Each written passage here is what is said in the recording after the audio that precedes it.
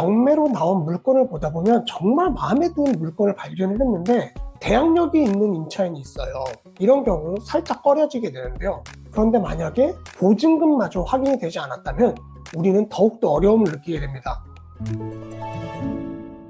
경매지를 보다 보면 보증금이 얼마인지 모르는 임차인이 있는 경우가 꽤 많이 있습니다. 보증금 미상 이렇게 적혀 있는데요. 이런 임차인들을 우리가 해결을 할 수만 있다면 수익이 아주 극대화되겠죠. 임차인이 있다면 가장 먼저 확인해야 되는 것이 바로 전입일과 말소기준일을 비교해서 이 임차인이 대항력이 있는 임차인인지 아니면 대항력이 없는 임차인인지 이 부분을 판단하게 되는데요. 보증금을 낙찰 금액에서 전액 다 받아가는지 아니면 일부만을 받아가게 돼서 낙찰자가 물어줘야 되는지를 추가로 확인을 해야 되는데요. 이렇게 추가로 돈이 더 들어가는지를 알아야만 우리가 입찰가를 산정할 수 있고 적당한 금액의 낙찰을 받을 수 있겠죠. 실제 사건을 보면서 미상임차인에 대한 내용을 설명해 드리도록 하겠습니다. 경기도 김포시 장기동에 있는 아파트 물건이에요. 지금 보시면 제일 위에 빨간색으로 대항력이 있는 임차인 이렇게 표시가 되어 있죠.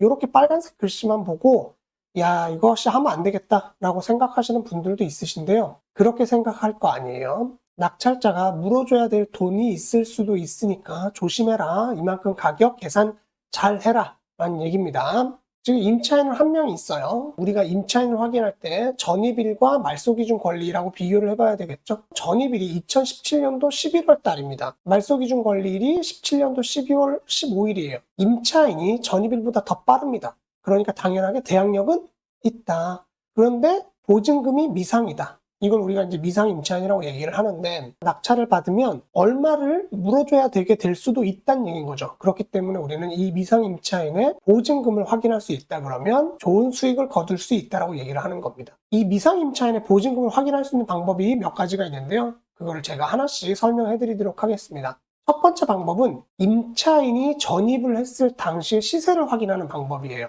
2017년도 11월 달 시세는 대략 3억 1천만 원 정도가 됐구나. 그러니까 이 임차인도 진성 임차인이라면 3억 1천 정도에 들어왔을 수도 있겠다. 이렇게 생각을 하시면 됩니다.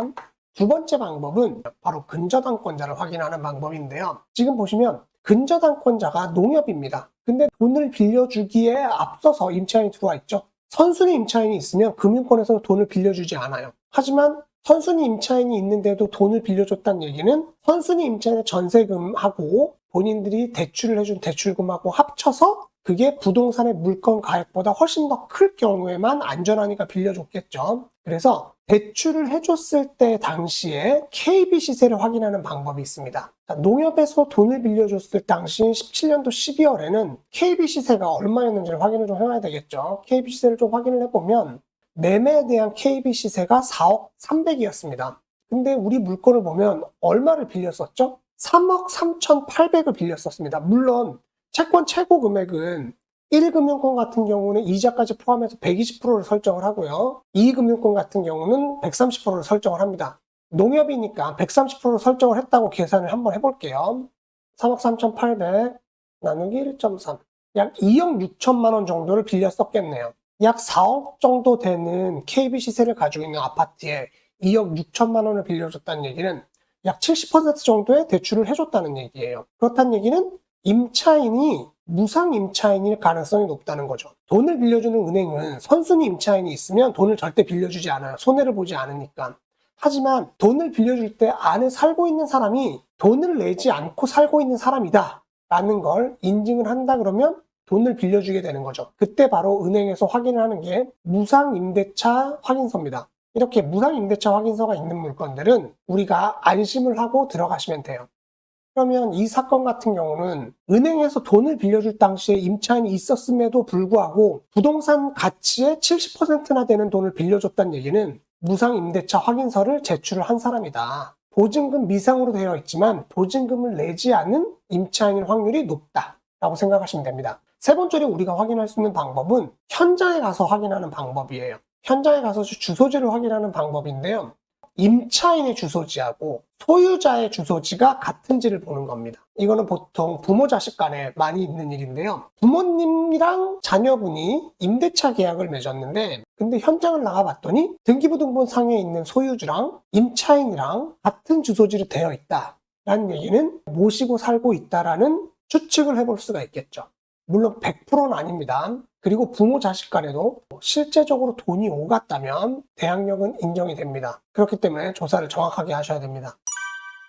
조사를 해야 하기 때문에 간단하진 않습니다. 하지만 우리가 몇 가지 확인하는 절차를 통해서 대략 얼마 정도의 임차를 들어왔겠다라고 예측을 해볼 수도 있습니다. 이렇게 미상 임차인이 있는 물건은 누가 더 많이 정보를 가졌는지에 따라서 수익이 극대화되겠죠. 오늘 영상 보시고 수익을 극대화시킬 수 있는 물건이 현재 있는지 없는지 한번 찾아보세요. 궁금한 점 있으면 댓글 남겨주시고요. 경매를 해보고는 싶은데 혼자라서 걱정이 되고 두려우시다면 학원으로 연락 주시면 언제든지 상담해 드리도록 하겠습니다. 오늘도 긴 영상 보시느라 수고하셨고요. 감사합니다. 이 사람이 진성 임차인이 아닐 수도 있겠다. 나한테 기회가 될 수 있겠다라는 마음가짐을 가지고 조사를 시작하시면 됩니다. 근저당권자를 통해서 확인을 하는 방법도 있습니다. 이런 방법은 후순위로 근저당권자가 있을 경우에 해당되는 겁니다. 압류, 가압류가 말소기준 권리인 거는 해당이 되지 않아요. 이러한 방법을 통해서 여러분들이 수익을 극대화할 수 있는 물건들을 하나씩 찾아서 도전을 해봤으면 좋겠습니다.